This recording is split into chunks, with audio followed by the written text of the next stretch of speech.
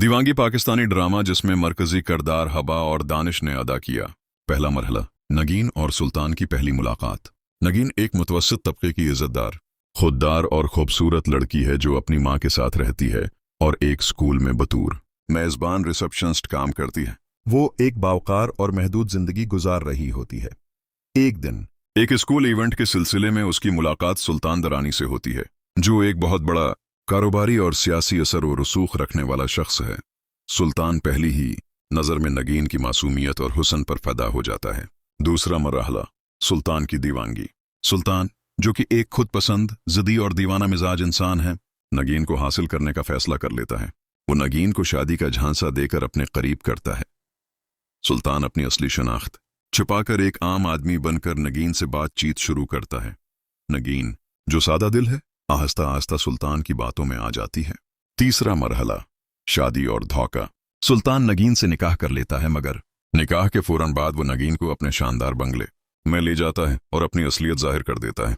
नगीन ये देखकर हका बका रह जाती है कि वो एक आम शख्स नहीं बल्कि एक बासर सियासतदान और बिजनेस टाइकून है। सुल्तान नगीन को अपना मुकम्मल अख्तियार मानने पर मजबूर करता है। नगीन को सुल्तान के मिजाज और शिद्दत पसंद रवैये से नफरत होने लगती है, लेकिन अब वो शादीशुदा है और समाज के सामने एक कैद में आ चुकी है। चौथा मरहला, नगीन की बगावत। वक्त के साथ साथ सुल्तान की ज़द, गुस्सा और दीवानगी बढ़ती जाती है। वो नगीन पर शक करता है, उसे कंट्रोल करने की कोशिश करता है और उसकी हर हरकत पर नजर रखता है।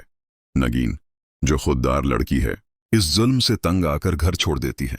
सुल्तान उसे वापस लाने की हर मुमकिन कोशिश करता है, मगर नगीन तलाक लेने का फैसला कर लेती है। पांचवा मरहला, सुल्तान का इंतकाम।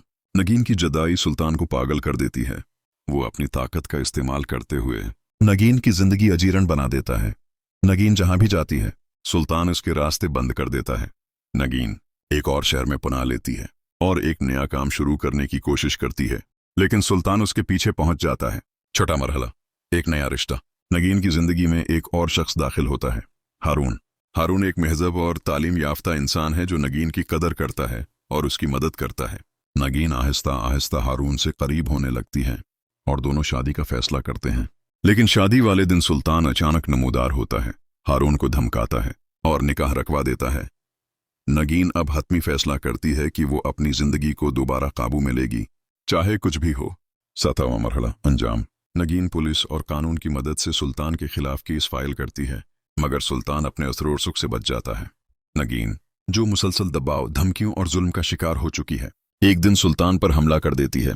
वो उसे गोली मार देती है। सुल्तान मर जाता है और नगीन को गिरफ्तार कर लिया जाता है, मगर अदालत में तमाम हकायक सामने आते हैं और नगीन को दी जाने वाली सजाएं माफ कर दी जाती हैं, क्योंकि ये इक़दाम खुद दिफा में था। आखिरी सीन। ड्रामा इस मंजर पर खत्म होता है जहां नगीन बरसों बाद एक कामयाब औरत बन चुकी होती है और ख़वातीन के हुकूक के लिए काम कर रही होती है। वो अपनी कहानी सुनाते हुए कहती है, मोहब्बत में दीवानगी हो तो इंसान सब कुछ खो देता है, मगर अगर औरत जाग जाए तो फिर सिर्फ इंसाफ जीतता है।